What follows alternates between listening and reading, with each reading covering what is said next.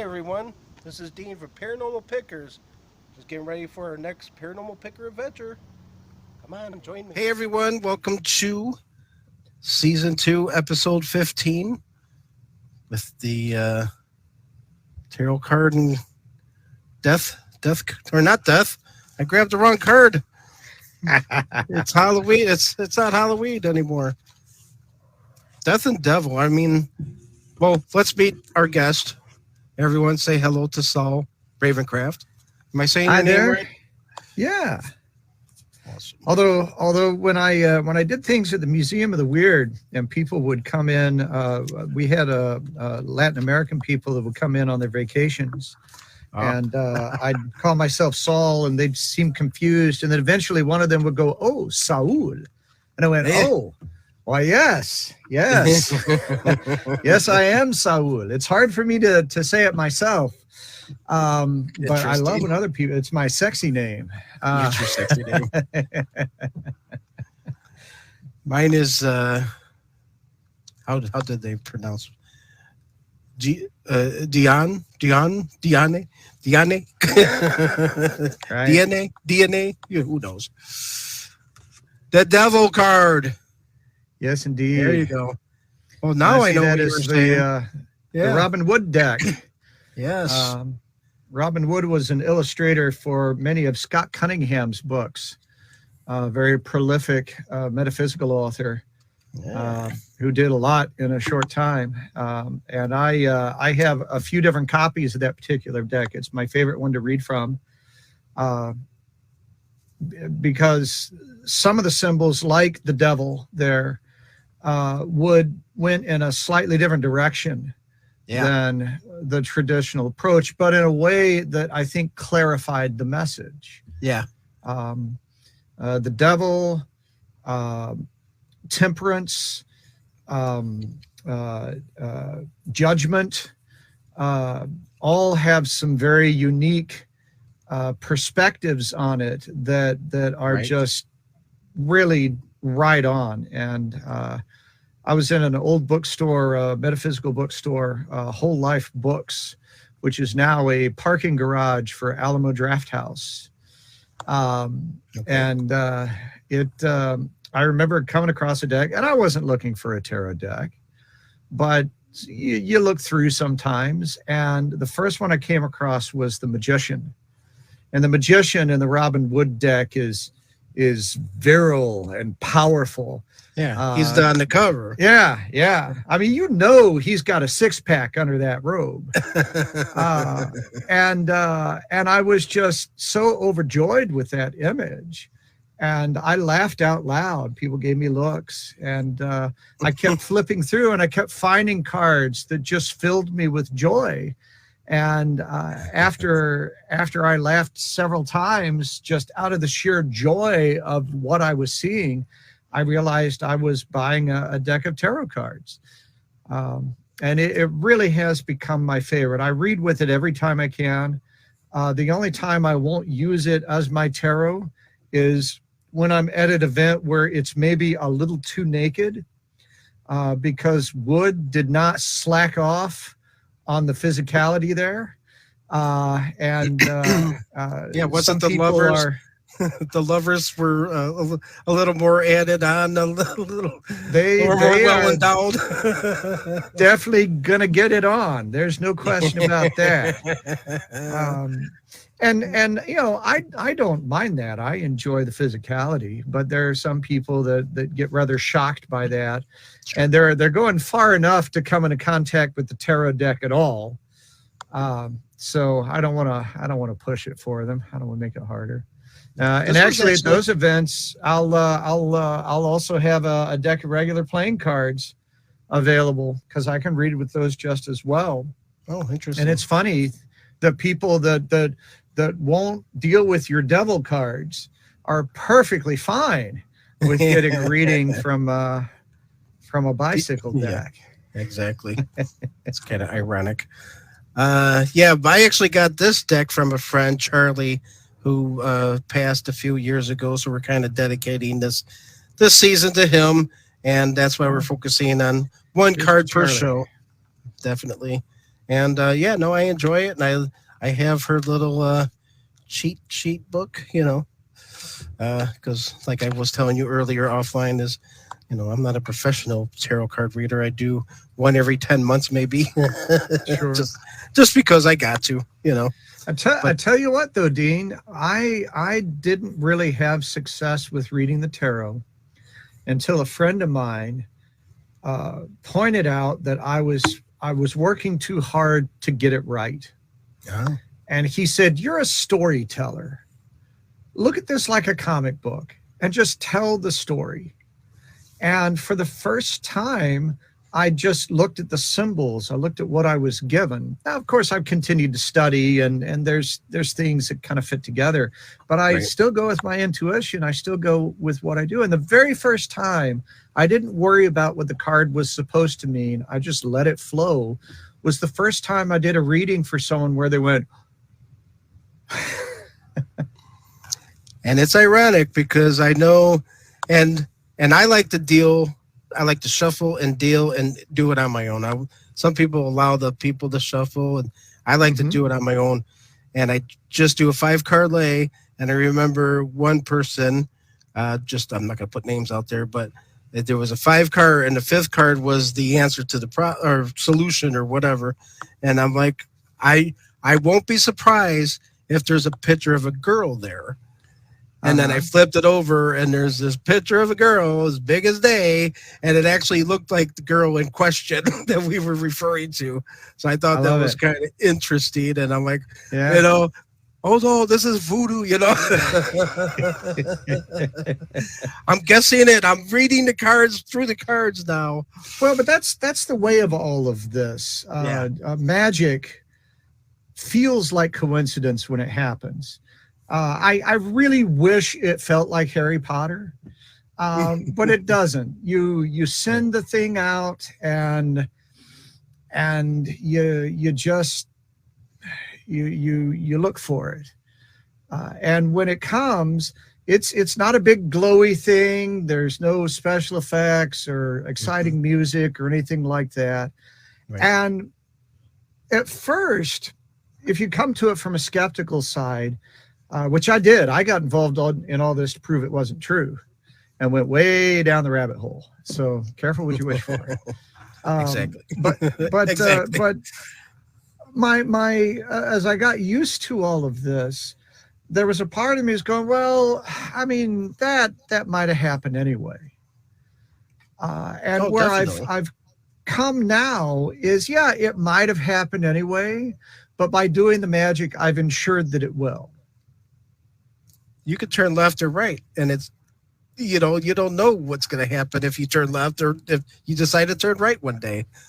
Things are going to change throughout life. So I know we didn't really introduce you as well, but I saw something on. Well, we didn't get into who you are and what you are and all this other stuff, but I'll figure it out. But and that's what I say, because I was looking at some of the stuff that you have on there, and one of the things that I put in bold print over here in my notes, just sit back, enjoy the ride, man. Enjoy the ride. That's really folks. the way I try to. That's the way I try to do it. I said that I came into this from a very skeptical perspective. And when I started to get more involved in metaphysics, not as just a curiosity, but as a thing that you would partake of and engage in, I started to ponder exactly what the whole point was. And I think really when you get involved in things, as you start to tap into your intuition, as you start to tap in to being the center of your own power, you realize that you do get to enjoy the ride. Yeah. People can't manipulate you so much when you become the center of your own power. Definitely. Because you are driving. And if you're not the center of your own power, you become a tool for someone else's manifestation. That's true. So you might as well own it. And in a sense, we all kind of are slaves to current, government activities. We don't have a say in what we do sometimes, but our our mental state and our stuff that we're talking about here spiritually, we know where we're centered, where the light is, and all the above. Exactly. So Saul, you are executive occultist for the folks out Right, there. not one of those weirdo occultists. And as you mentioned, you're a guide down the rabbit hole, which I love that term. You're a guide down the rabbit hole, which I think everybody kind of needs here. And he'll gently and seriously escort you into the paranormal world. Absolutely. That's beautiful, man. Absolutely. And I also got to mention, before you go ahead, is Victoria Monday, and she is the one that hooked us up so you can be on our show.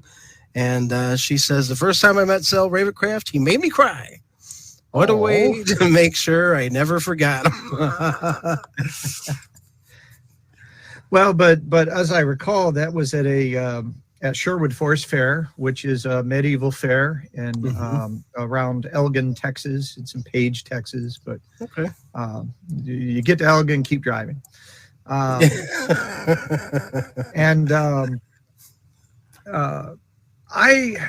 a few years ago began. Yeah, if you get to El Paso, you've gone too far. But I was given the opportunity to do what I do at the fair. And I really wasn't sure if what I do could fit into there, because it's not crazy and wacky and silly. I mean, when you have humans, you have humor. You can't help that. You don't have to make jokes because there's fun and humor that comes out of just being together when we open up. But I really wasn't sure if I would be able to get into playing intuition games with people, get into ideas of spirit connection and anything like that. I really wasn't sure it was going to work. I was going to give it my best shot, but I didn't think it could fully fit into that environment. I was skeptical. And what I find is that once I make the circle that we come into for the shows that I do, that all the chaos tends to stay on the outside. Yeah. And we do some really amazing things. And Victoria experienced what some people do is things went a little deeper than she expected. Something connected, because people do open up. And when you open up, stuff happens. Right. And it took me a while to get used to that. I remember the very first time I tapped into a connection that was strong for someone. I gotcha. Yeah. It was when I was at the Museum of the Weird. I was doing tours and I was kind of holding court and doing some things with people there.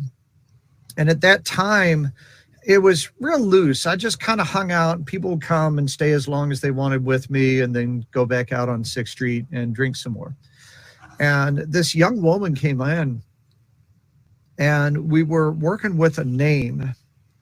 I had her think of a name, and the name that I got was Daniel. And I gave the name that I had, and she started to cry. And it wasn't just little tears. I mean, it was instant ugly crying. Oh, wow. I thought, holy crap, I've done something really bad here, because I've been warned about opening up to this kind of stuff in a more public situation, but I was convinced that it could be good. And her two friends are sitting there, and they immediately look at me like, you asshole. And I don't know what to do. I don't know what to say. And so I fortunately just said nothing. I just waited.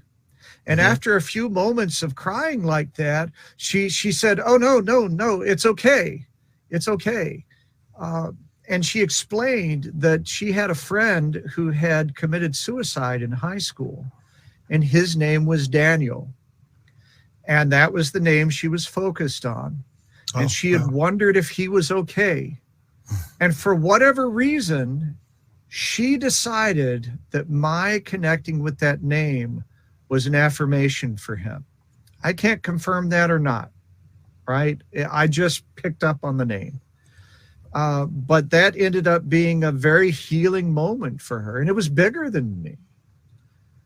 Now, you mentioned before that you were warned. Is that warned by somebody that was teaching you how to do this, or? Well, I've been a performance artist for a while, and I've connected with a lot of different styles of performance. And I've dealt with stage magicians and other kinds of artists.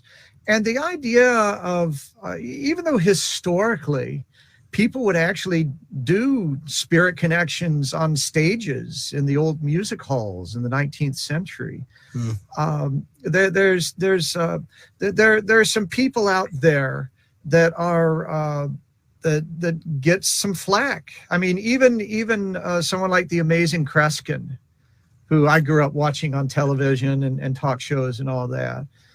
He has gotten a lot of heat for the ideas that he explores, because some people don't want those ideas to be out in the public. They don't want it to be something that people are just casually exposed to. And of course, some people think that it's all garbage anyway, and they don't want people thinking about that stuff at all. Right. And I've encountered some of that sort of thing, but as I was thinking about combining my entertainment skills with some of this broader, deeper idea, I had people just go, no, you don't want to do that. You're gonna mess it up. You're gonna break somebody. You're gonna, and of course, the very first time that I had a powerful connection like that, that was what it felt like. I felt like I had broken her. Yeah. And it took a few moments for her to get to the other side of that emotion and explain what was going on. But that first moment was just terrifying. Mm-hmm. And I'm sure that doing it now, you're still learning. I mean, you're still experiencing new things every single time you do a new reading. And that's something that I explain to people whenever I'm doing things, even if I'm doing something in a workshop environment. I'm a fellow seeker, right? I'm not a guru. I'm not a god. Although if someone asks you if you are a god, you say yes. We learned that from Ghostbusters, right? But no, I consider myself a fellow seeker. I'm continuing to evolve. I'm continuing to learn. I'm very cognizant of the fact that I came from a shielded, sheltered background. And that what I'm doing is learning to open and emerge. And I think anybody that tells you they've got all the answers is selling something. Exactly. The upsell. Now, I've heard you say you're a paranormal entertainment. Is that kind of like a disclaimer then? Well, I do like to have there for the people that keep pitchforks and torches in the back of their trunk. But the other side of it is, I think that anytime you connect with this kind of stuff, it should be joyful.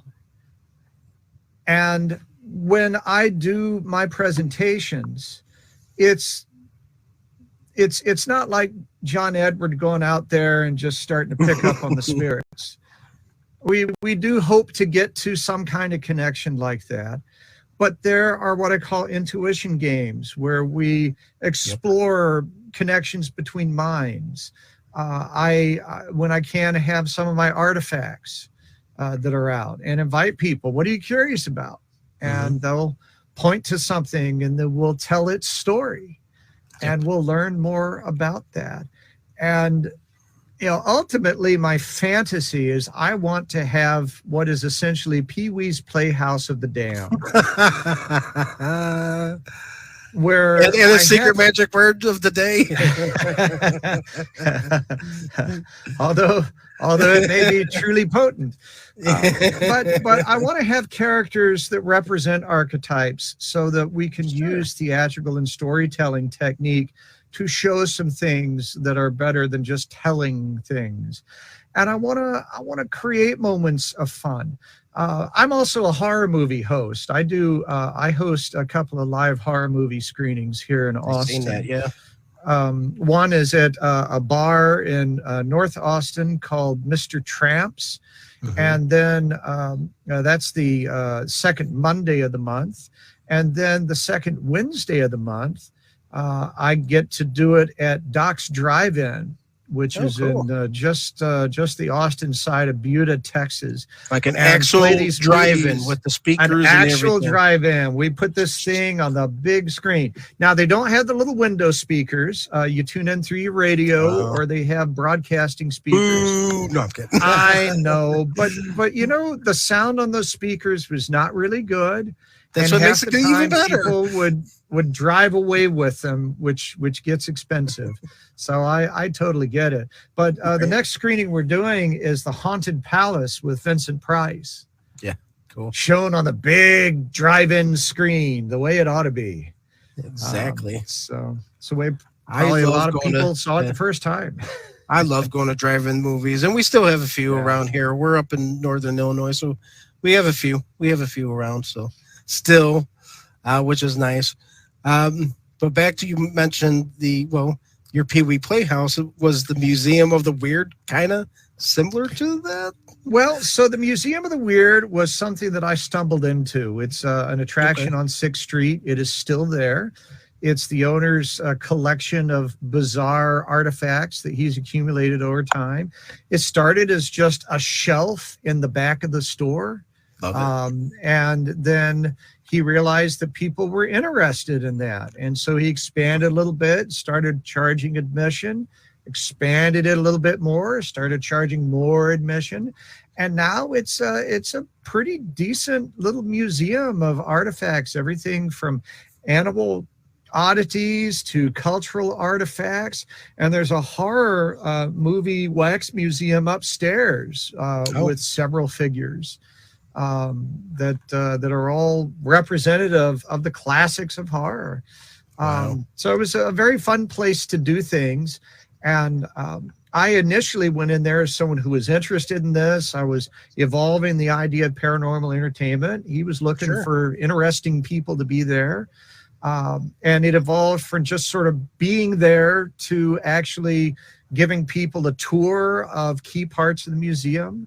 One of the things he has there is the Minnesota Iceman, an amazing mystery that showed up in the late 1960s, disappeared, and it's back, baby. The original Minnesota Iceman.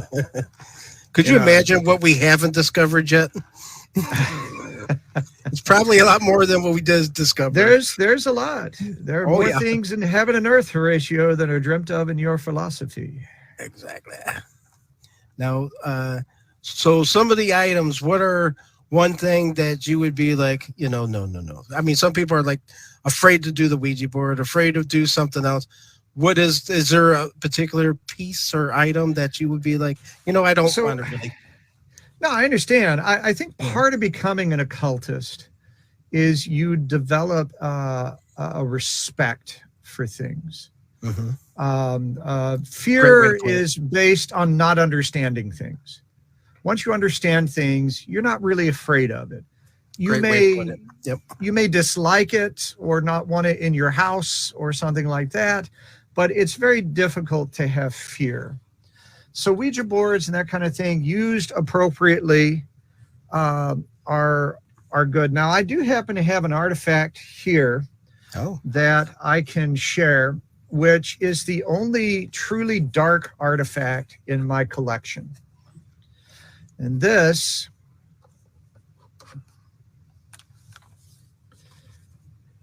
is a hand of glory. Oh, boy. Look at that, everyone. Whew. Now, the hand of glory I've seen versions of it where people show like candles coming out of the fingers, and that I have no idea where that came from. Maybe that came out of some Witchfinder's book or something like that. Reader's but Digest. The original, right? But the original hand of glory, you would take the left hand, the psychic hand of a criminal, while he still hung on the gibbet. And you would take that home and you would prepare it while you recited incantations with a set of oils and herbs and salts until it began to mummify. Very similar to the treatment of a sansa, a shrunken head. Shrunken head, yeah. The salt would just, Right. But it looks like a normal size hand, right? Or is that? Right. Yeah. And then you would render the rest of the body into tallow. And the tallow was used to make candles. They were a matched set. Gotcha. And you would put the candle between these fingers of the hand, and you would say an incantation as you lit it, and it would give off a light that only the holder could see.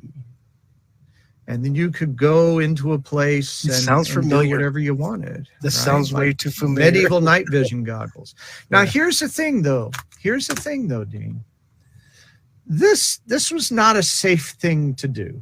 Even in a time when life was not precious, you couldn't just go take a criminal home as a souvenir, right? You would have been hanged for that yourself. Also, this is not a simple process. There's a lot that goes into it. There's a lot of smell and all of that going on. So it would have to be done in isolation with a lot of focus and a lot of effort. So this is not the tool of a petty thief, of a cat burglar or something like that. This is for high crimes and misdemeanors. So what prince ordered this made? What wealthy merchant had this created? What did they want it for? Nothing good. Nothing good, I assure you. Well, with the shrunken heads, I know that the reason why they shrunk is because now they took the skull out. So are the bones left in? So yeah, this still has the skeletal structure. So if that had been removed, it would have shrunken down, just like the Sansa does.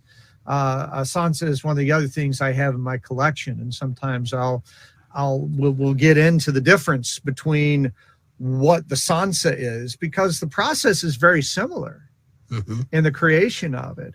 But the Sansa was done using prayers, and the binding that occurred there was about protection, whereas this is a completely different story. Now, the candles were a match set. I couldn't use this if I wanted to, because you have to have candles made from the same body in order for it to work correctly. Wow. It's one of my special treasures. I'm looking around my room and see what I got. Well, it's fun to see what happens when someone encounters something like that. Yeah. And they, it's one thing. Another of the things that I have that I don't necessarily consider part of my collection, but is something I'm steward for. And I don't have it here in the studio, because it went with me to the spirit sessions that we did. But I have the 400-year-old skull of an Italian monk,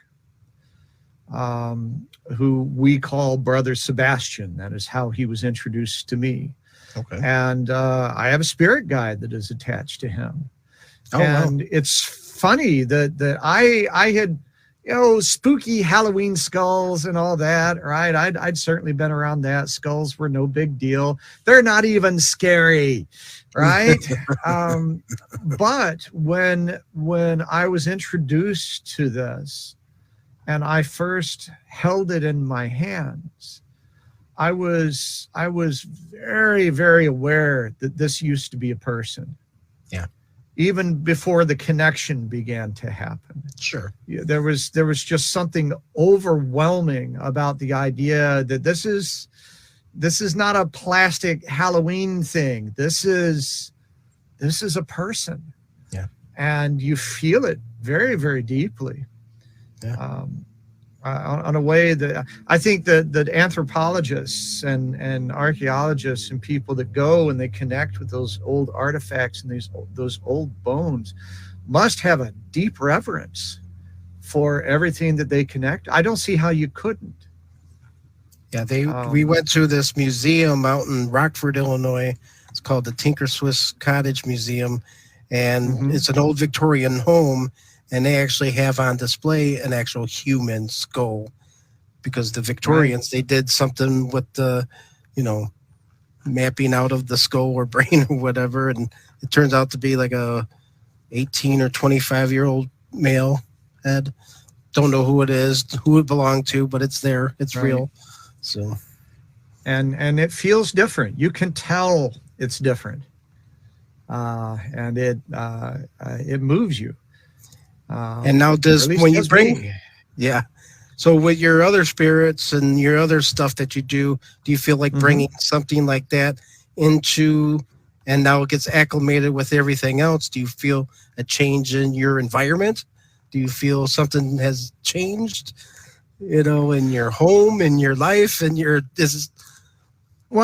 since I opened myself to this, my world definitely turned upside down. Okay. I think that's pretty fair to say.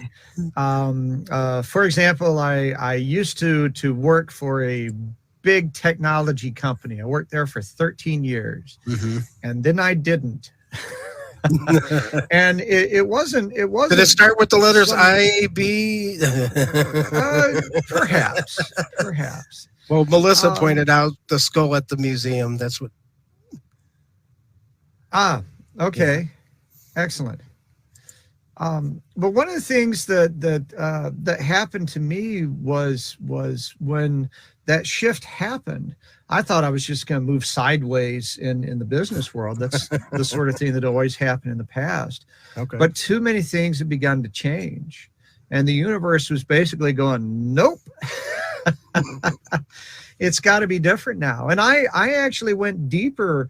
The ideas of the paranormal entertainment and doing readings more publicly and being more public about my metaphysical interests were all things that I was doing just to survive while I was waiting for the world to return to normal. That was 8 years ago. Wow. Yeah. I know one of the things, and we've been ghost hunting since 2007, as a team, the current team now. And we do reach out and try different things. I know a couple people on the team do the Ouija board. Another thing that we tried was remote viewing, which I know that you have done in the past. And I don't know if we had sealed envelopes, and then a couple of us would go out there and just hang out at the place. And then we would have somebody in our lab in the dark room just kind of do the remote viewing per se and just see where that goes. I don't think we did as well as we thought we could have, but when you're doing it, what are we looking for, I guess is my question, in remote viewing? Well, so remote viewing is something that I haven't explored as deeply as I want to. Okay. I've experimented a little bit, and like you said, I didn't do as well as I wanted to, but I sure did better than I expected to. The fact that you get anything at all that's relevant to me is just miraculous. And I think that if I got in the right conditions, and you need allies to experiment with something like that successfully. You need a group, and I'm currently a little bit more of a lone wolf at the moment. Sure. I'm open to gathering people to me, but it hasn't quite happened. Just as I was really trying to think how to get that ball rolling, COVID hit.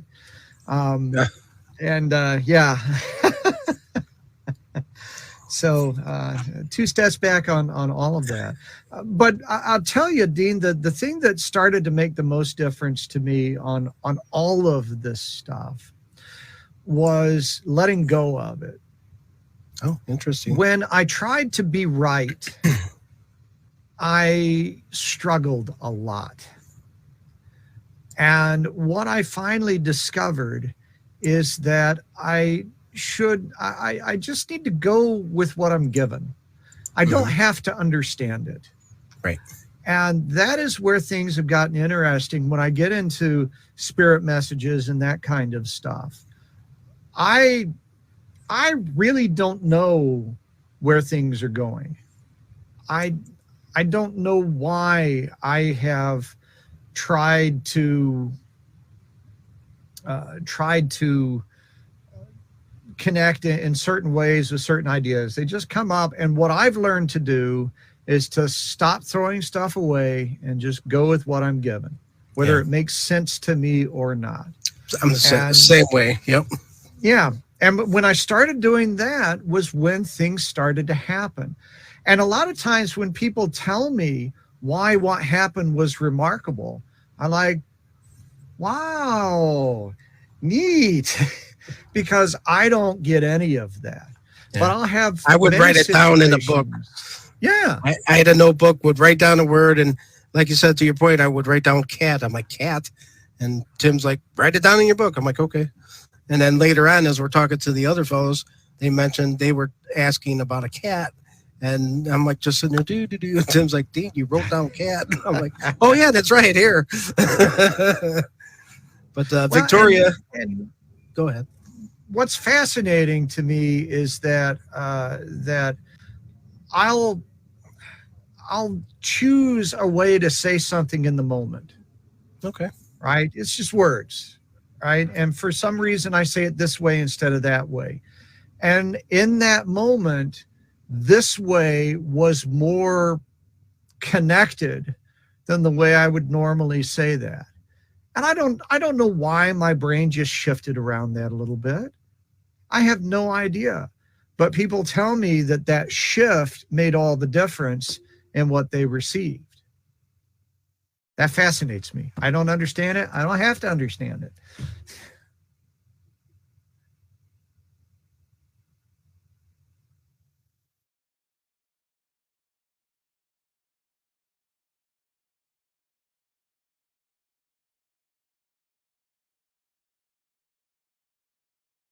And I am seeing a freeze on your end, though the counter is still going. If there's anyone in the chat, I'm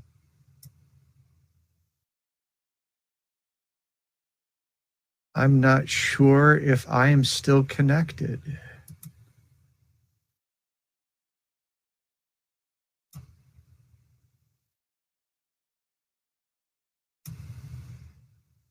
Uh-oh. It looks like I'm here on my own. Well, welcome to Paranormal Pickers. Dean has stepped out, but he should be back in a moment. Technology always does amazing things when you start connecting with this kind of stuff. And that I have found is just par for the course. It is one of the weirdest things. So I'm going to see if I can access the chat, although I'm going to try and make sure that I'm not echoing the show here. And if anyone here has a question for me while Dean is getting back, I will do my best to respond. Let me see if I can see the chat here. I'm trying to figure out how to get there from the guest side.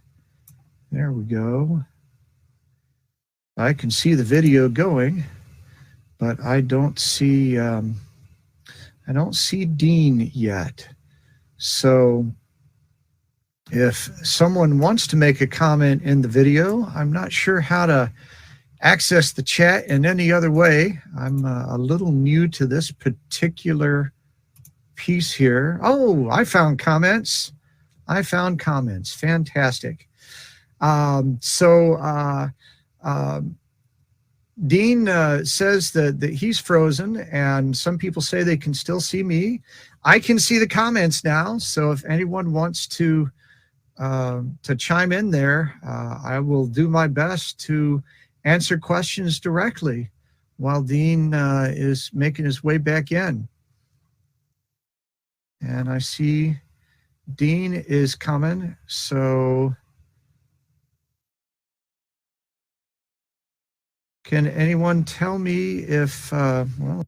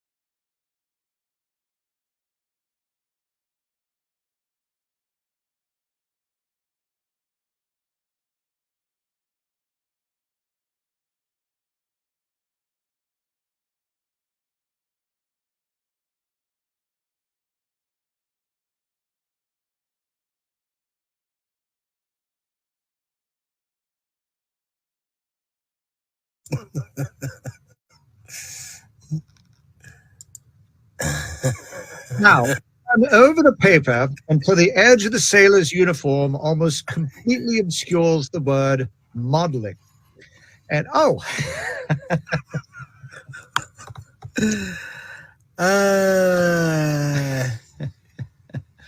that's hilarious. I Were you talking? I definitely feel Were your you on pain. were you on the whole time? So I was on, apparently, and I was encouraging people to ask questions through the chat. And then you told me that the link should still work. And so I thought, okay, well, maybe I am frozen. So I'll go ahead and reset. And it brought me right back in, but I was backstage and I didn't have the authority to do anything else. So I finally figured out how to get into the chat.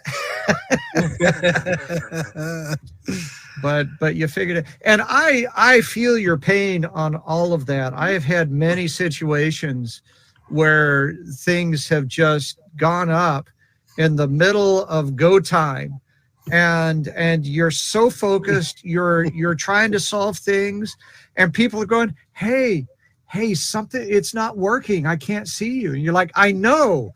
You're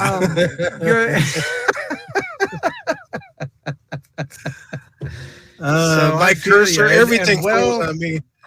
Well done for you for getting it all back. That just is. I had to go grab a beer. That's hell. I had to go grab a little organic option. Well, you deserved that. Oh God, you definitely deserve that. Oh, I know. I don't even know where we were. I know we were talking about remote viewing, and I think you did go on a little bit. We were talking about that openness and how just allowing yourself to go with things. I think that is the biggest obstacle to overcome, especially if you're coming to it from a different perspective. I think some people are born very open and they're connected with it immediately, and they have to learn how to shield and how to create boundaries. Well, I even take it one step further. I think it's hereditary in a way. I think you get it from, it's kind of passed down, I believe. Yeah. I think some of that is a little unclear, because if you have someone that has this, they are less likely to create an environment where you can't work with it. So the nature versus nurture question is up in the air a little bit. But I do know that for myself, I've had to purposefully open up. And that has been very much a part of the journey, is learning how to stop shutting it down and how to get out of the way. So this has become your life pretty much. It has your life. Yeah, it really has. And I do technical theater for some folks. I still love to do that. I do media work. I still love to do that. But yeah, it's become a very big part of everything. When we came back, oops, sorry. Yeah.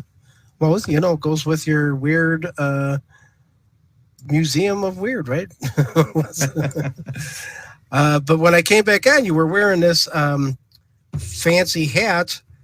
Now you have this order of the fancy hat. Is that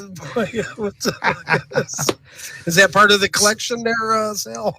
Well, so this was just a hat I had laying around, and I figured we'd make people feel like everything had changed while we were gone.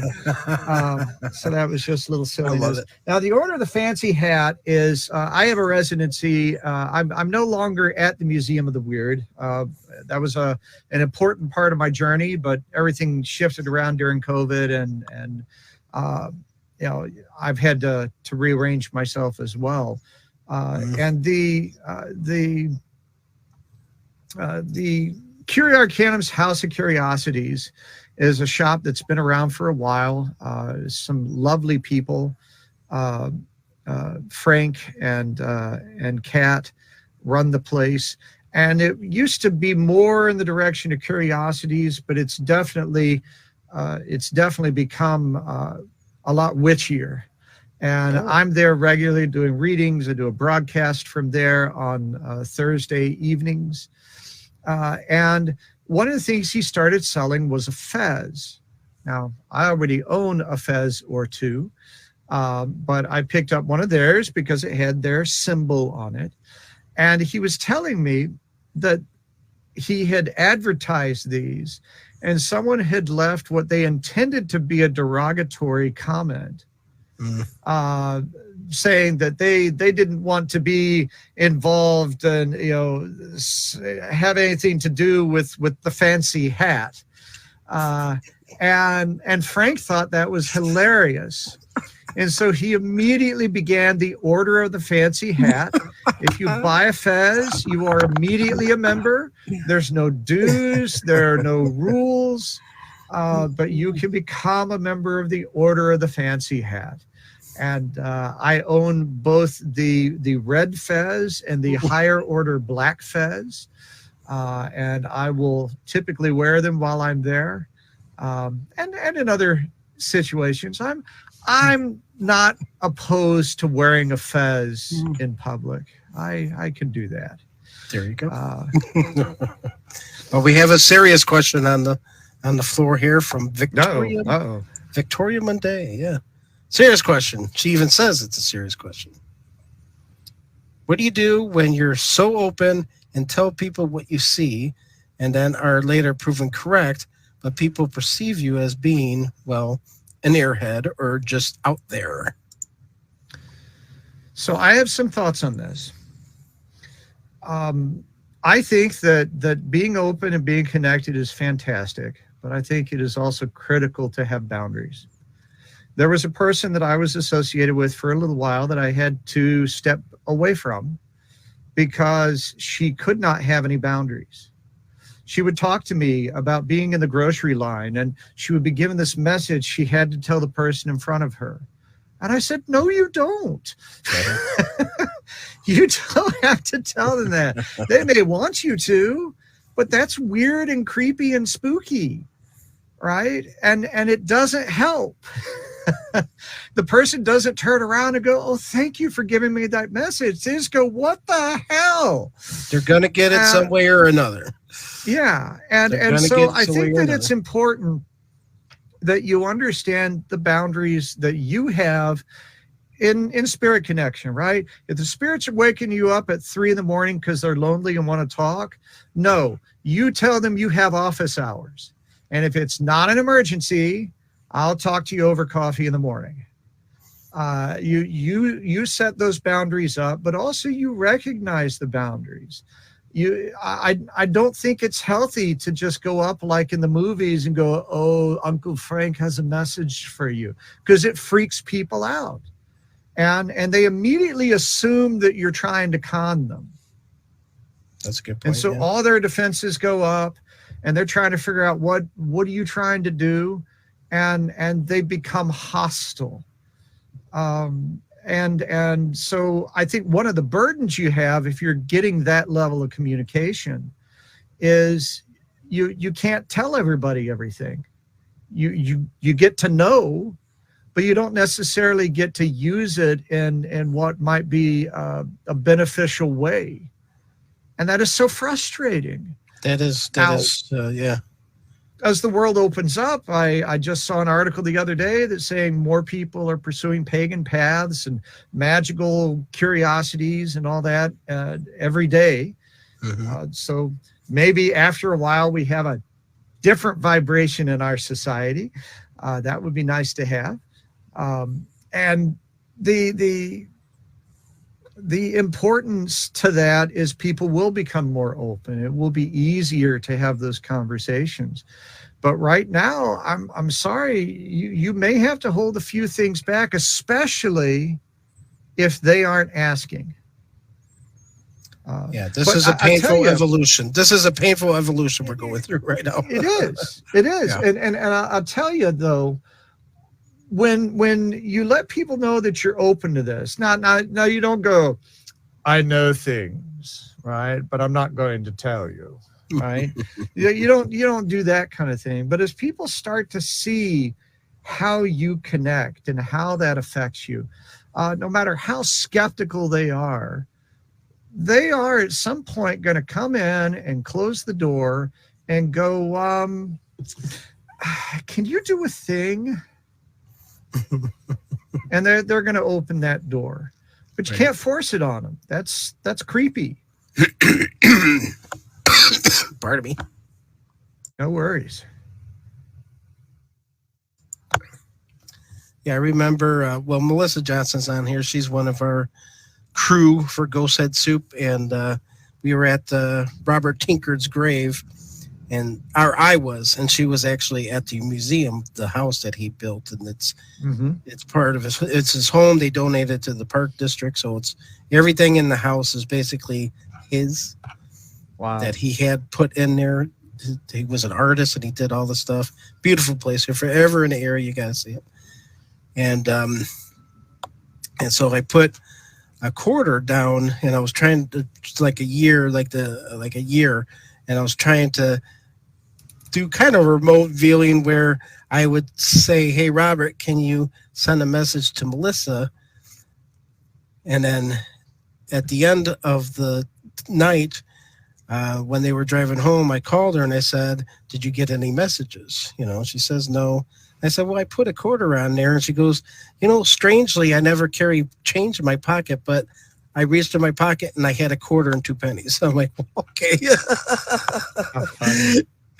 I don't know if that was the message or not, but it was just like the irony of it all, Well, and one of the things that has happened to me, so you use the word investigations. And I think that's a great word. Exploration is also a word I like to use. Sure. One of the things I think is complex about all of these areas is, so there is a process of scientific discovery that involves documenting information in a certain way, forming theories and providing evidence in a certain way, having peer review of that evidence that demonstrates that this is not just a one-time thing, that there's something repeatable and discernible here. And most people are not really set up to do that. Right. It's a tremendous discipline. People watch The Big Bang Theory and they laughed at the way that those guys thought and the precision with which they would look at things. But guess what, folks? That's how science gets done. that was somewhat realistic in its way. And for me, I've decided that my goal is not to prove anything. I got nothing to prove. Right. But for me, my experiences began to change as I went down the rabbit hole. And I began to observe things and I began to experience things. And I love all this stuff that happens. I think it is so amazing. Every time there's some little whisper of something that you go, did you see the thing? Did you feel the thing? So I have a story that I think explains how we perceive this kind of thing and why it matters. So there's a place in Austin called the Driscoll Hotel, one of the most haunted places in Austin. It was built in, I believe, 1885 was when it opened, 1884. And it was built by Colonel Jesse Driscoll. He built it to be the finest hotel this side of the Mississippi River. And as soon as it opened, Texas had the worst drought in Texas, and the cattle industry just plummeted. Oh, boy. So it was barely open a year. Over 30 documented haunts in there, different kinds of experiences and stories that people have had. And one of the first things that people experienced was cigar smoke from Colonel Driscoll. Now they know it was Colonel Driscoll's cigar smoke because they recognized his brand. They had known him. They had smelled that specific smoke before. Right. So he's been dead decades, right? More than a century. And I was in the gentleman's room on the second floor in the bar. And the way it's designed is there are little rooms where you have your privacy, and then there's a central area where you wash your hands. Wow, what if all restrooms were designed that way? Wouldn't that solve a lot of issues? Right. But I'm getting ready to come out and wash my hands, and I smell cigar smoke. And I'm thinking to myself, a cigar sounds pretty good right now. You know what I'm going to do? I'm going to go out on 6th Street, and I'm going to go to Baloo's, and I'm going to get one of their hand-rolled seconds, because I'm not proud. And I'm going to walk up and down 6th Street, and I'm going to smoke my cigar and enjoy it. And as I'm building this fantasy in my head, my brain goes, wait a minute, there's no smoking in the Driscoll. And as soon as I thought that, I couldn't smell it anymore. So I came out. There was nobody in there. There was no sign of anyone having been in there. Nobody hits the restroom for a quick cigar. I had no explanation for why I smelled cigar smoke. Now, when I would tell this to people, they would go, are you sure that some cigar smoke didn't just waft down from the roof 6 stories above and into the restroom?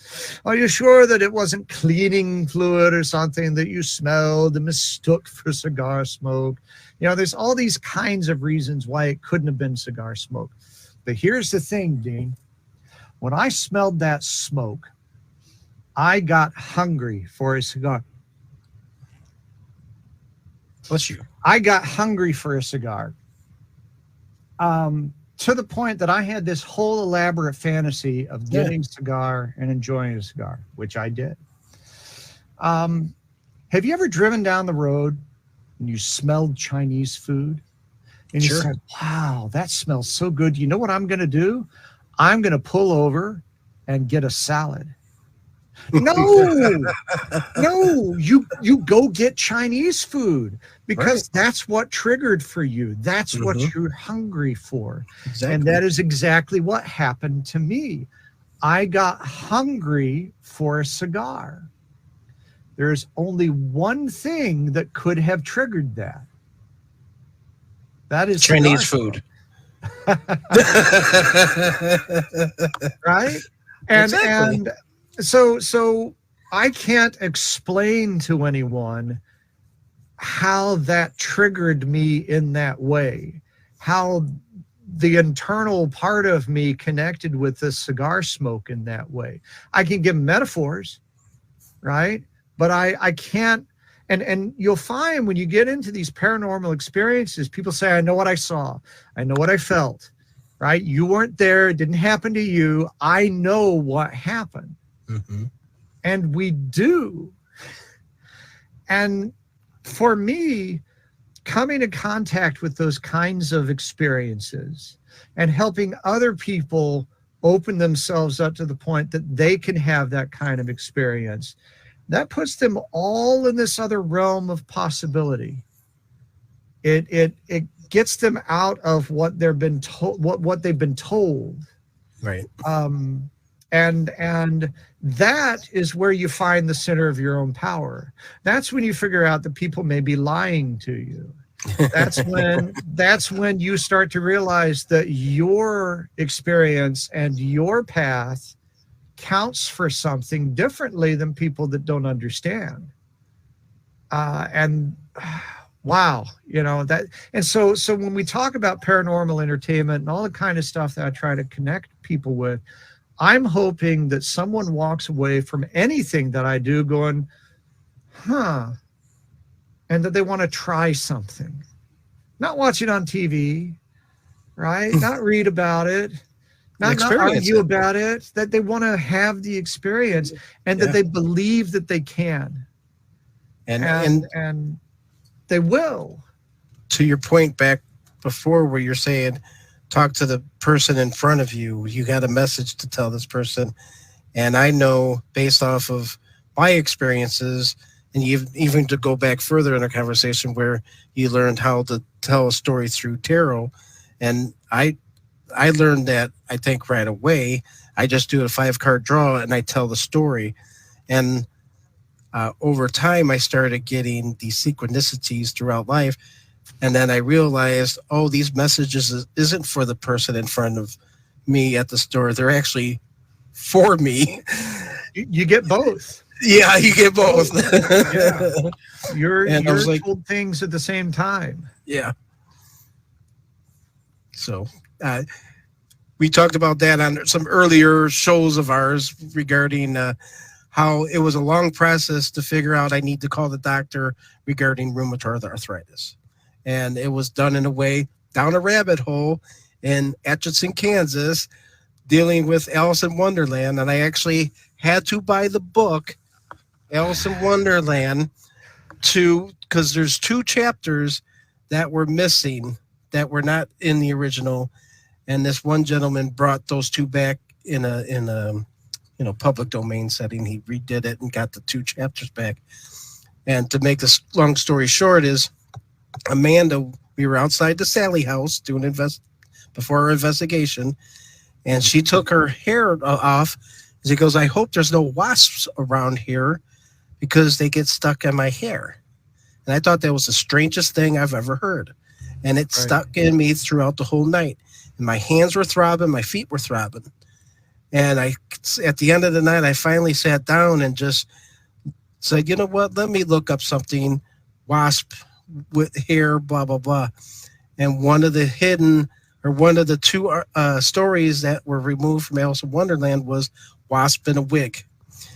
And when you read it, she jumps into the story and talks to this old wasp or had a wig on, and they cut the wig or whatever, but it came out that he was a grumpy old man, and the reason why he was grumpy is not because they cut his wig, is because he had rheumatoid arthritis. And I read that at work, and as soon as I read that, I was like on my computer trying to find a doctor right away, because I knew that message was for me. And it turned out that I have RA in this hand and the other one in this hand. So there you go.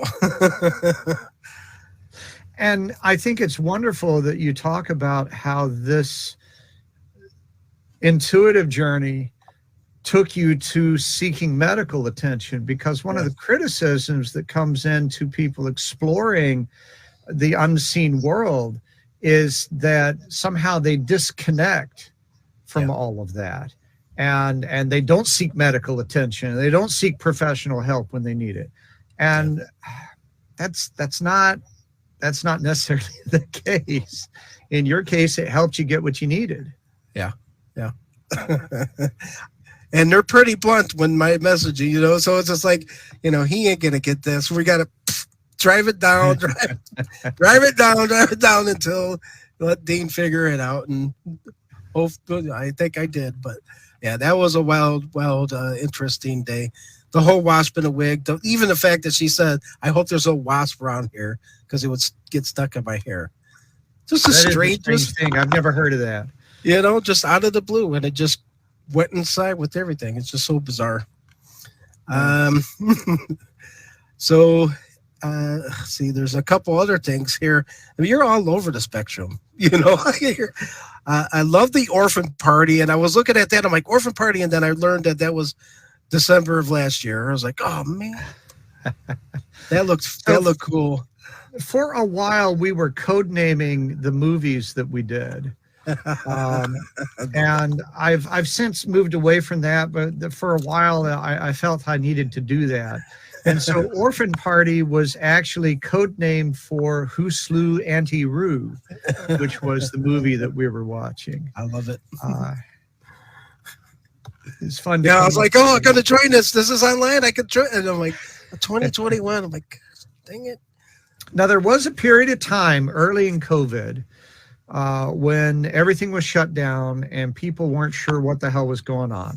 They were told, just go home and we'll let you know. And people were nervous about their jobs. They were nervous about their health. It was a really scary time. And during that time, I actually did some online editions of Ravencraft's Vault of Horror. I did my best to find public domain movies. And that was my first round into broadcasting through the internet, was doing these movies. And I called them Ravencraft's Vault of Horror, the day drinking editions. And I tried to do at least a couple of movies a week for a while.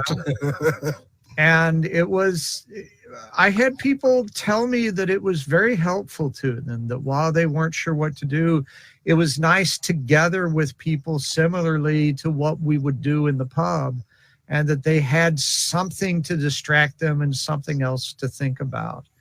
And it was weird. The very first movie I thought was in the public domain turned out it wasn't. And all of the, and I mean, that's delete. fine. Yeah, I was cool with that. The weirdest one though was I was showing Terror Train, which I'm very popular. Not Terror Train, Horror Express. It's a British film. I believe it's Amicus, and has Christopher Lee, Peter Cushing. They're on a train with this frozen creature that is psychically killing people. And spoiler alert. I was very confident that this was in the public domain. I felt like I had demonstrated that it was in more than one way of checking. Is that the one with the eyes? Yeah. Yeah. Okay. Funny thing about that Horror Express, the concept of that movie actually started. So we're close to Aurora, Illinois, which is the city of lights.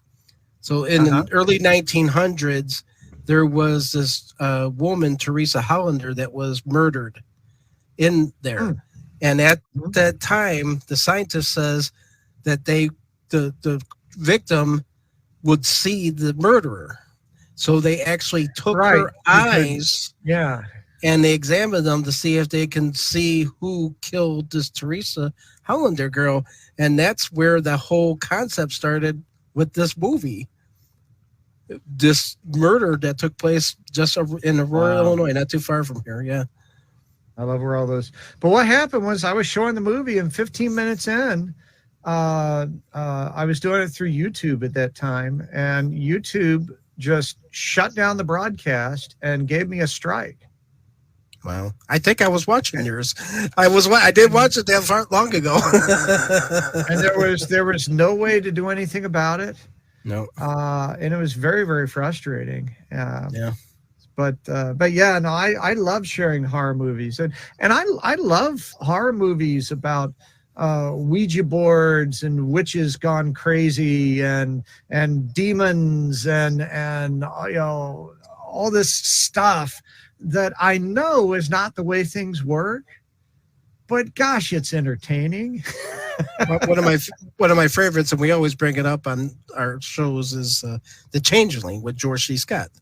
I mean, that is one of my favorite movies. I mean, you got automatic writing in there. You got everything in there. They're digging in the hole and they're finding these chains or whatever, and get past the 70 cheesy thing where there's actually, what's that, a phone booth? What is a phone booth?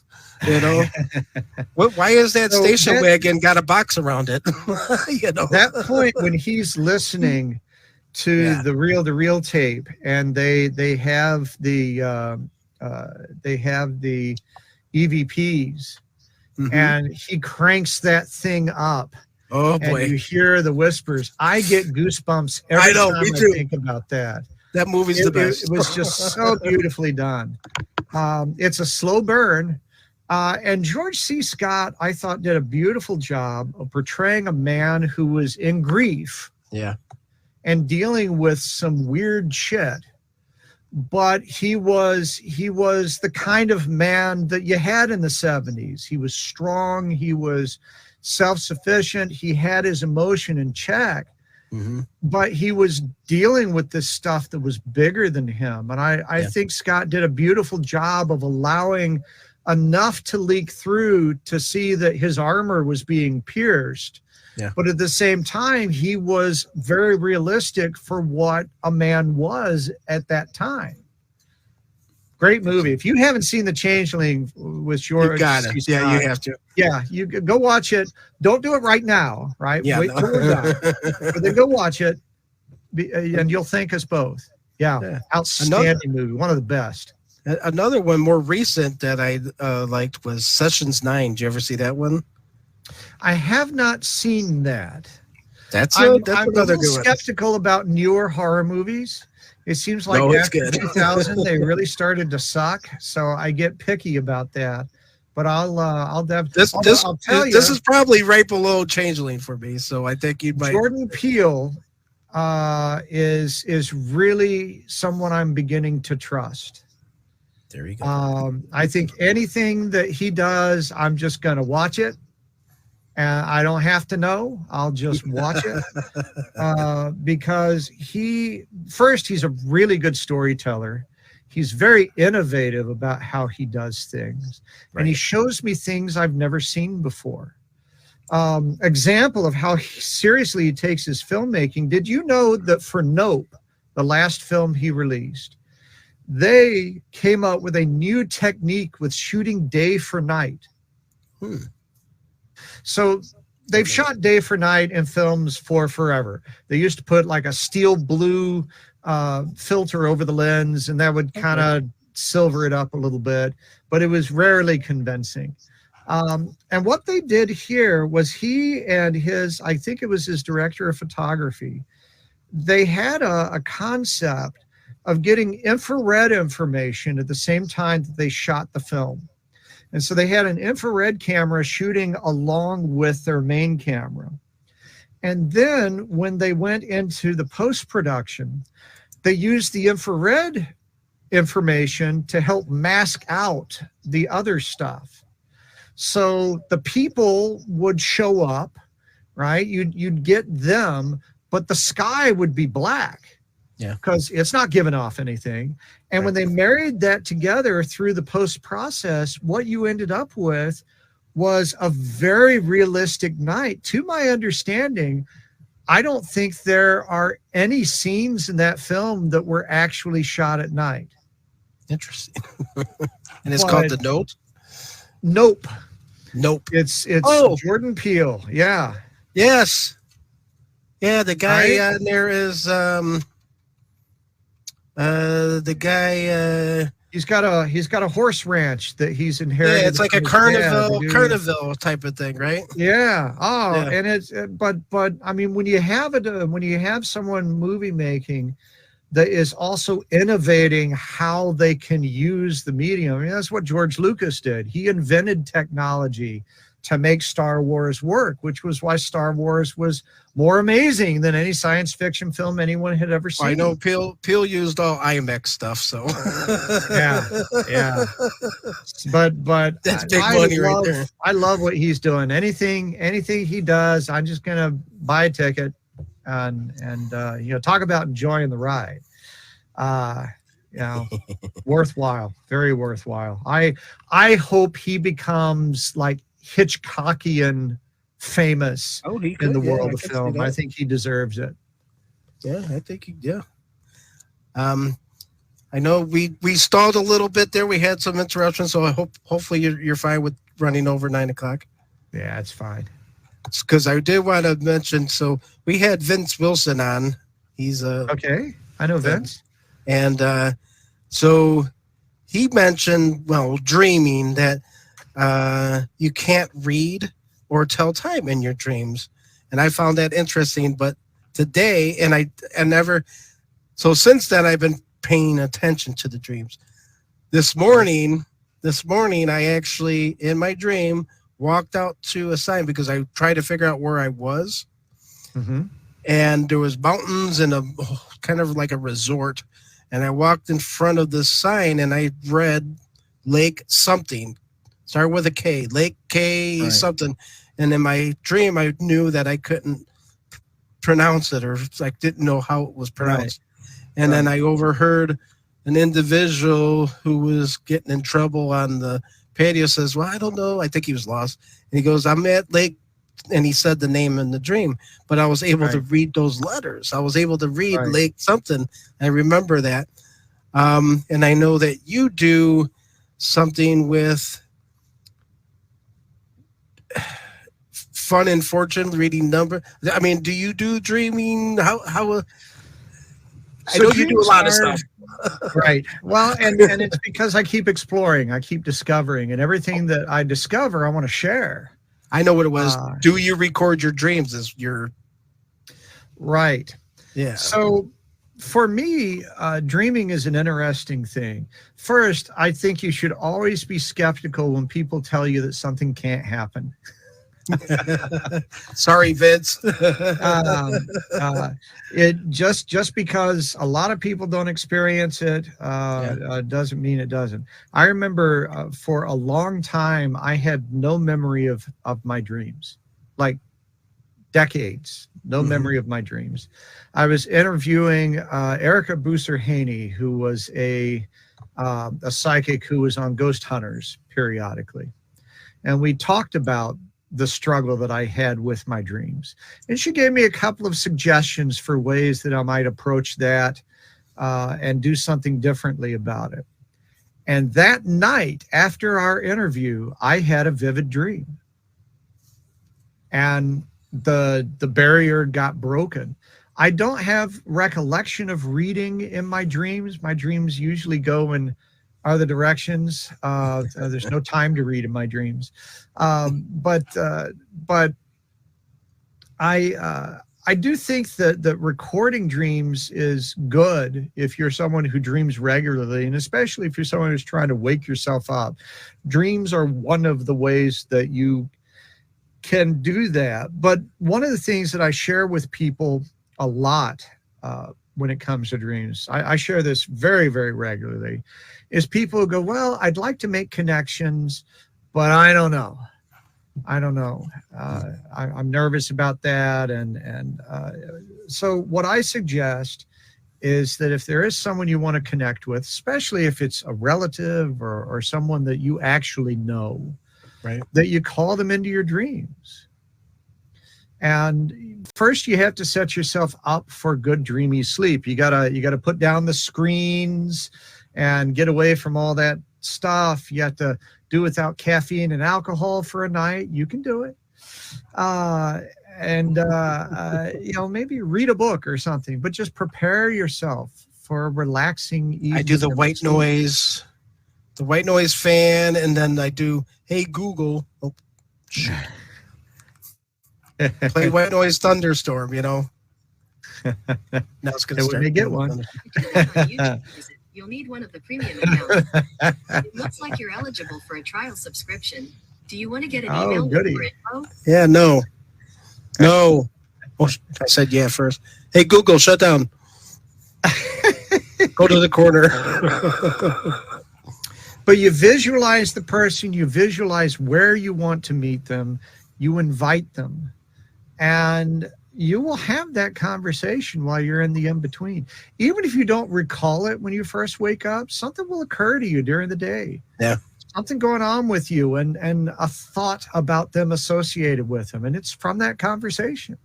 And the more you practice this, the better you get. And you don't need me or somebody to help connect you with your loved ones. Right? I have practice. I know some techniques. I can maybe shortcut some things and introduce you to ideas that you hadn't thought of in this realm. And I'm happy to do that. But there's nothing special about me that gives you permission to talk to your ancestors. They're already there. And that's where I see my dad and my younger brother. And, sometimes I don't want to wake up because I'm enjoying visiting with them, Don't get out of bed, Dean. So we have a similar question, or a dream question. This is from Victoria again. So are you familiar with the Gates of Ivory and the Gates of Horn? And how do you bring in the Gates of Horn into your dream? So those terms sound familiar. Obviously, they're a sort of metaphor, but it's not the language that I typically use. So can you help define? I mean, I guess I could look it up. It just always, hey, Google, feels weird. What are the Gates of Ivory? Gates of Horn and Ivory. The Gates of Ivory is a 1991 novel by novelist Margaret Drabble. The novel is the third in a series of novels, following The Radiant Way and A Natural Curiosity. The novel continues the stories of several middle-aged intellectuals. I don't think there's a. novels. Hey, Google, No. shut down. I found something useful here. It goes back to ancient Not supported Greece, yet. and these are about the idea of factual occurrences from false. So Yeah. I don't experience prophetic dreams the way that some people do yet, right? Never say never. But that has not been part of my regular experience. But I do have stuff popping in my head when I'm doing readings and spirit sessions, that kind of thing, as we talked about. Yeah. And I remember early on in the process, I was interviewing a medium. I can't remember his name. But the way that I would always do my show is I would get together and talk with you ahead of time so that you would learn that you'd learn a little bit about my conversational style, and you'd know that I wasn't there to bust your chops. You know, you get to know me a little bit. And sometimes in that conversation, there would be something I'd want to replay in the interview. But a lot of people that were used to doing interviews were very comfortable with when you went into a direction you'd already talked about, they just jump right back in and you could repeat that part of the conversation. And I remember, and then I'd often talk to them for a while afterwards. I'd call to say thank you, and we'd sometimes end up chatting for another hour or so, which was fun, off air. But I remember talking to this guy, and this was sort of on the edge, because I felt really comfortable in talking to him about psychic concepts and the mysterious nature of it from the perspective of someone sitting outside. And so I said, you know, I'm not trying to bust your chops, but I know these are things that go through people's heads. So when you're talking to a spirit, why is it so difficult to figure out how to spell their name? You know, I'm getting like a P or a B, maybe an M or a Q. I mean, that's the way it feels sometimes. Right. And he had a great answer for that. He talked about the fact that things don't come to you the way people think they do, but they want to experience it in a certain way. So you're trying to translate into something they can work with, but you get like these snapshots and things like that you're dealing with. So one of the other questions I asked was, okay, so how do you tell the difference between things that you are getting from spirit and stuff that you're just making up? And he gave me a fantastic answer that helped me when I really started to go down the rabbit hole myself. He said, that's a really great question because it feels like it comes from the same place. And what you do is you learn to discern.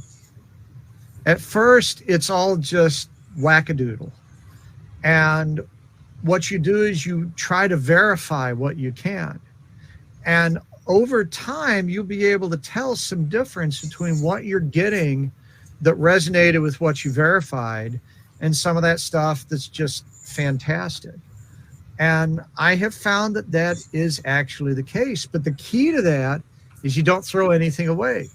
You write it into your book, like you were saying before. You note that stuff. You don't throw it away. You don't explain it away. You just let it be. And you find out.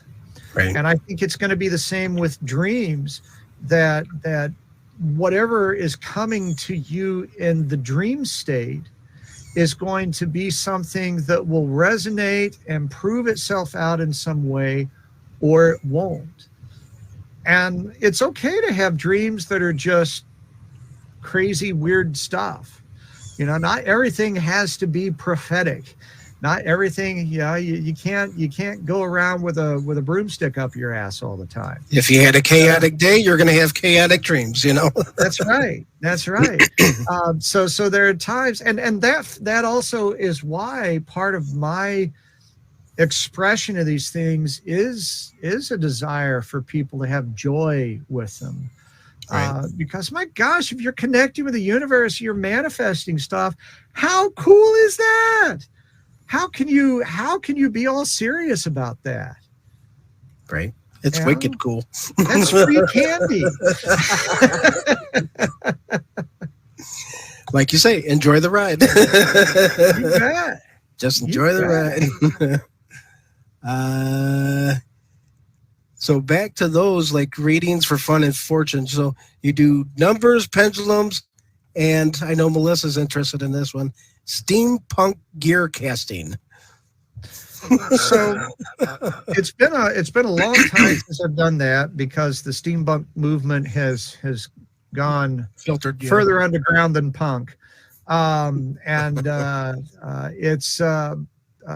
just fewer opportunities. But one of the things that began with me, as you said, I've explored a lot of different approaches to things. I started with numbers because I was very skeptical, and so I wanted to start with something that, I mean, numbers, right?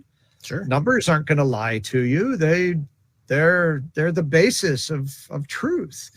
And so it was very confusing to me when the numbers were telling me things that appeared to be meaningful. That was just weird. And over time, I've noticed that my intuition kicks into this.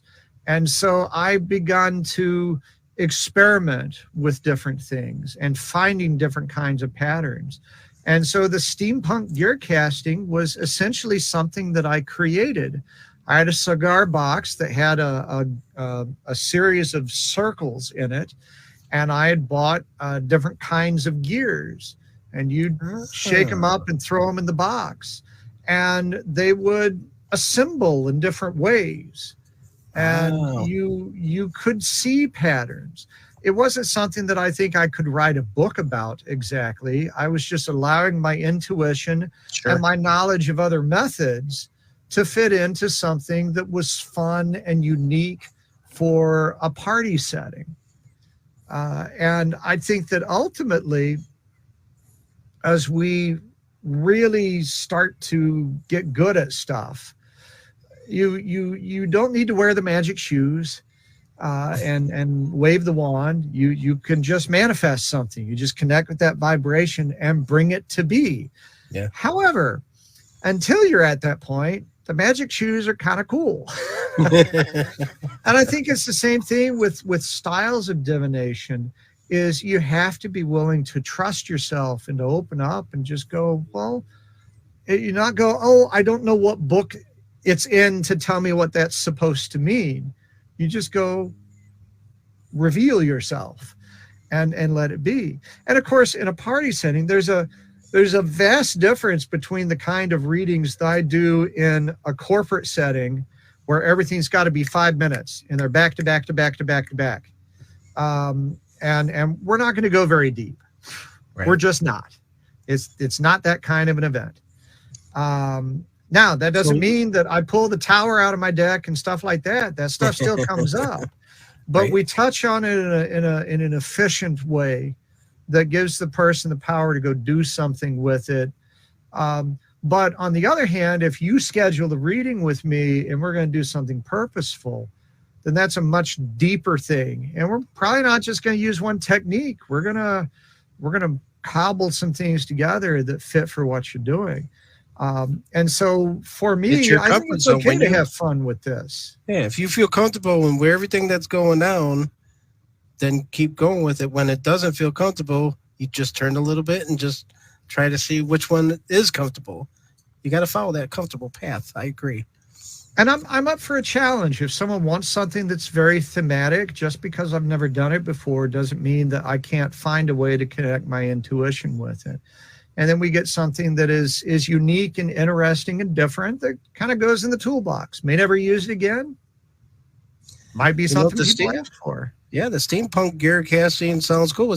It's almost like a tea leaf type of setting. It's like kind of the same thing. And similar kind of thing. Yeah, Victoria asks, what is your favorite style of divination?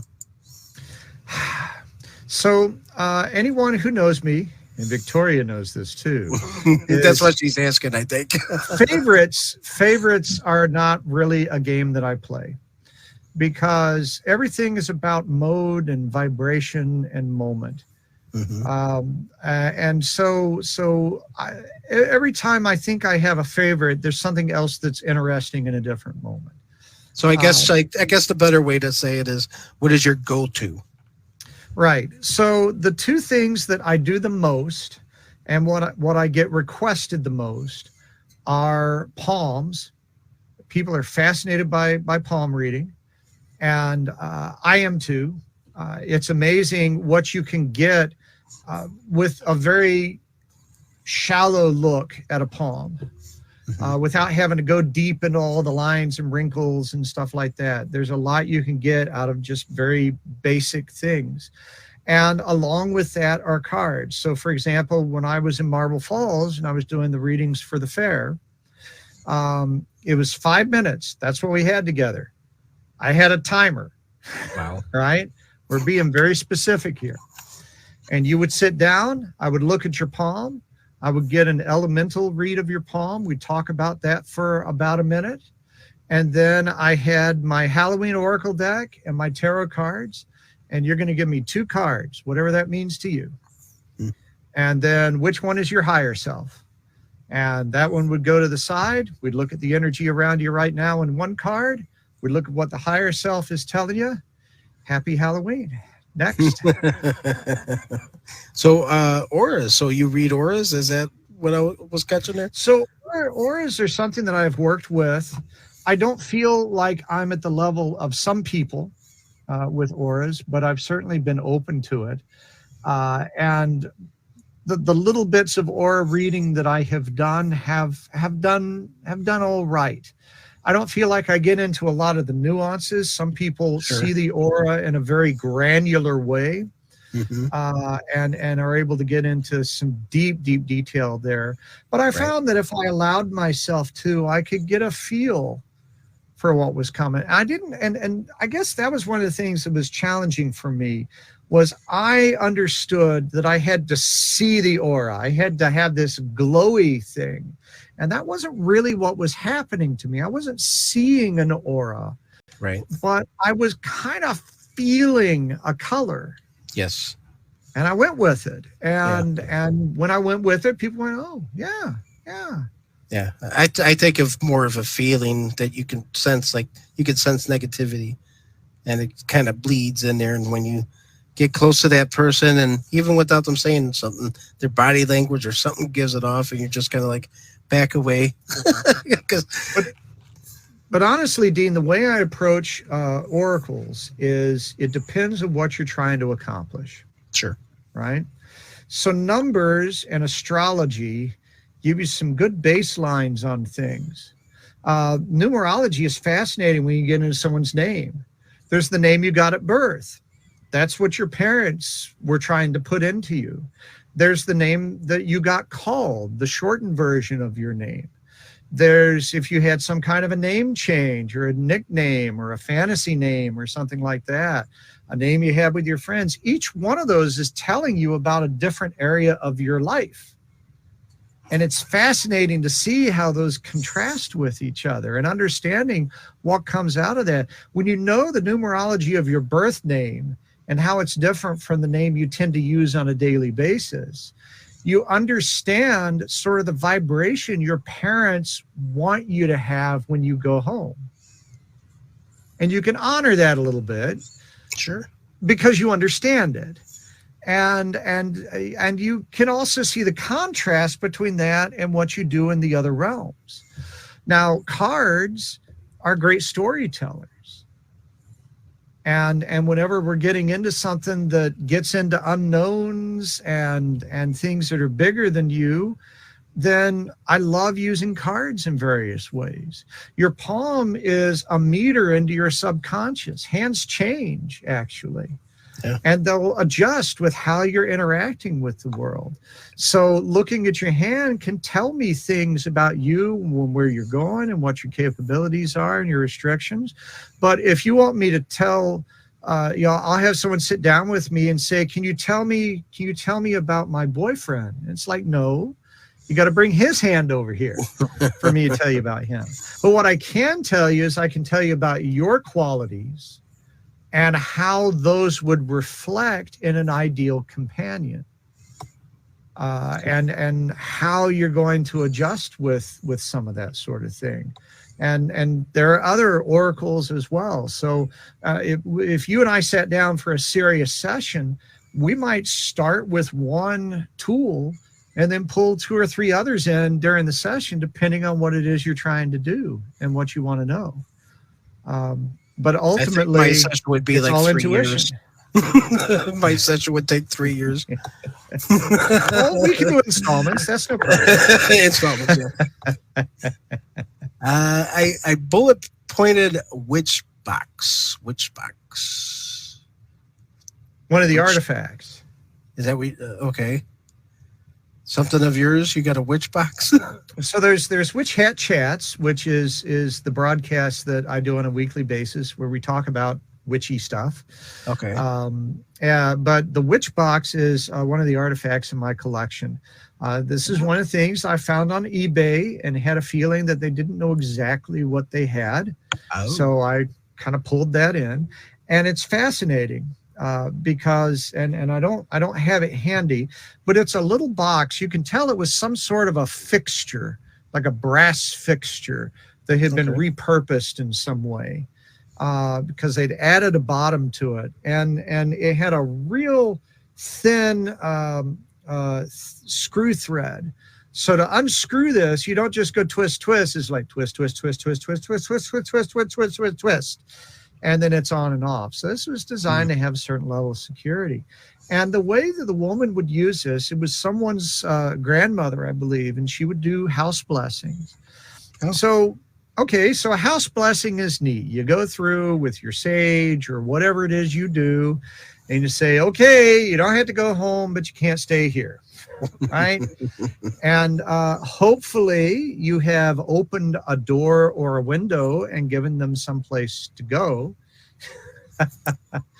But a lot of times when people do that kinds of a cleansing, they don't really seem to have a lot of concern as to where those uncomfortable things go.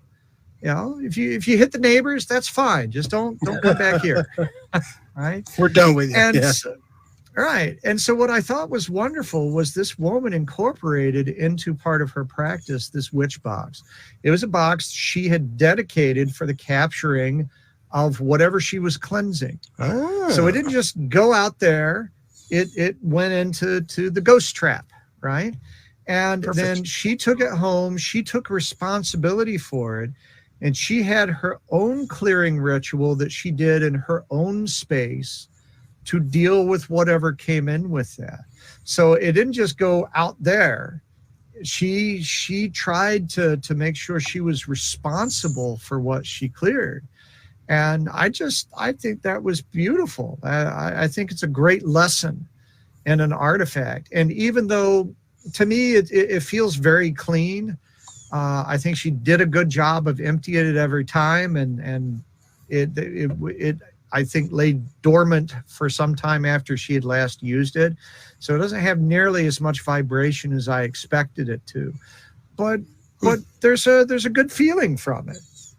I like the witch box. Yeah, because you don't get that from watching cleansing on YouTube or anywhere for that matter. You get the whole let the sage out the window process. Yeah. And the only one that would refer to capturing spirits would be Ghostbusters. So well, they can lock them. There's so much they leave out of those about grounding and clearing and preparing and post and all of that. This is why you don't want to learn all your witchcraft on TikTok. Be inspired, but then you got to go get into it and get your hands dirty. Witchery is very much about getting your hands dirty. So it was like a ghost Roomba? Yeah, but really much more like a ghost hand vac, because she didn't just let it go around on its own. She took. I thought of turkey baster, like a turkey baster. Yeah. And I think that's beautiful, and it's a great lesson. What a wonderful lesson to get through an artifact. Definitely. Another box is the Devil's box. Have you paranormal entertained with the Devil box before? where the mirrors are facing in? I have not. It's a concept that I'm familiar with in theory, but it's not something that I've really had a chance to explore. And that's why I'm so excited about this path, is as I'm able to be more self-sustaining in the exploration side of things, then I can go, okay, well, this week we're going to try this thing, and we're going to learn about it, and we're going to figure it out, and we're going to see if it's a keeper or if it goes into the lore corner, and to do it safely, obviously. Yeah. Right. But it's important to, and I guess that's the other thing. One of the things that we talk about on Witch Hat Chats, and something comes up with me in other situations, people talk about, well, what are you afraid of? And it's what we were talking about earlier. As you understand things, it's hard to have fear, right, but you do still have respect. You do still have caution, right? You're not necessarily worried that something's going to come and rip your face off. Yeah. But that doesn't mean you go hang your face out there and go, come on, I double dog dare you. There's a difference between caution and arrogance. Foolishness. Right. And so I'm not afraid of any of these things, but to me, it's important first to understand what they are, what they intend to do, what you can about the lore, which can be tricky to track down because a lot of things get very obscured. And then you use the arts that you already have to create the conditions to dip your toe into that safely. Love it. And you don't just jump all the way in. You touch a little bit. You see what you see. You have allies with you who are paying attention and taking notes and that kind of thing, and watching for things to get out of hand. All the horror movies show some idiot going into the closet and going, let me see if I can do this. Right? And something crawls up his butt. Right? That's not what you want. That's not what you want. That's a different movie, I'm thinking. Yeah, well. So before we go, I do have to bring up, because I get a lot of my evidence captured. I get a lot of stuff that is reversible. So if I don't make sense of what I'm hearing, I reverse it and I get a message that way. And that happens in a lot of different equipment that I use, even Ghostbox or EVP for that matter, which I call voice capturing. And even at a point we had a text message received in reverse at a location where I was at. So a lot of, that's kind of wild. So a lot of stuff comes to me in reverse. So have you experienced reverse-ism or backward masking for that matter? Or based off what do you think your take is on that whole, is it like a hierarchy? Maybe I'm just getting the messages that people. Yeah. Well, a lot of what I do tends to be very old school. So fewer gadgets, more pendulums and things like that. However, I think one of the things that is important to understand when we deal with the next realms, right? Summerland, things that are around here, is that we are aware of our passage through time in a very linear fashion. I think that there is a part of that has to do with being trapped in this crude matter that has a cycle that it goes through, and it's difficult to escape. I think once you do escape that a lot of things change. And one of the things that happens is the passage of time changes. Your awareness of things. Things don't happen in the same order. The past and the future and the present are all sort of wibbly wobbly together. And I think spirits do experience these things simultaneously from our perspective. But that's not an adequate explanation. We can't perceive what it's like for them. Right. And so I think what happens with that is that in the same way that time and space become a little meaningless when you move into the next phase, that our equipment and our techniques for capturing things are trapped in this one perspective. And so it's not weird from the spirit's perspective. They're just interacting the best they can with what we provide to them. But they're not experiencing things the same way that we do. They don't have the same boundaries that we do. And so a spirit may not be aware that it's moving backwards as it communicates with you. Well, isn't everything upside down and our eyeballs just make it right side up? Well, there is that. There is that. So we already deal with a certain level of that in our physicality. And Dean, I think that's another thing to understand. We act as though God is just like us. We act as though ghosts are just like us. And yeah, they kind of are, but not really. And we have to appreciate that there's a limit to how we can experience what is in this unseen world. We can just touch the edges of it. Right. And that, again, for me, is why it's mostly about the experience. There's one way that I'm going to find out about it. Yeah, exactly. There's one way I'm going to find out the truth, but I'm not in a hurry to get there. It'll come when it comes. And until then, the fact that we can have any connection whatsoever, that's wonderful. Yeah. That's a gift. The reason why we're thinking hierarchy is because we had one voice capture that said, leave it alone. And then shortly after that, there was something that couldn't make out. And in reverse, that second part was, yes, sir. Yeah. Leave it alone. Yes, sir. In reverse. So that's why maybe there's a hierarchy out there, or maybe they're entrapped or enslaved by this other spirit. Maybe spirits are powerful than others. So again, we don't know. We don't know. Yeah, there's so many possibilities, but the only way for you to get anywhere closer to what those truths might be is to engage. Exactly. And that part of the building is no longer available to us. Oh. But anyway, so well, it's 9:30. Thanks for staying on a little bit longer. I think we blacked out a few times there, so we made up for it. Hopefully, I know it was fun. I had a blast. It was a great pleasure talking to you. I love connecting with kindred spirits. Awesome. I'm going to say good night, everyone, and I'm going to end the broadcast. We'll go back into the studio and chit-chat for a little bit. Good night, everyone. Thanks for joining us tonight.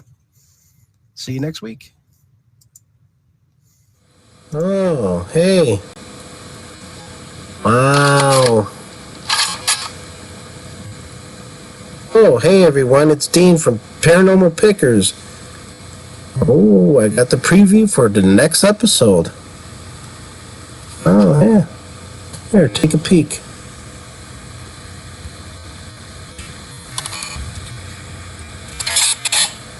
Oh.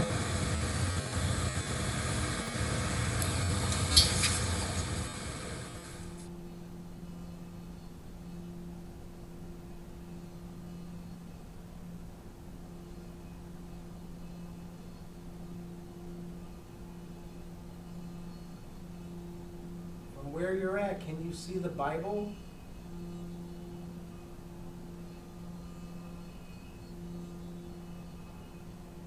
There's a Bible in here, in this building. Can you see the Bible?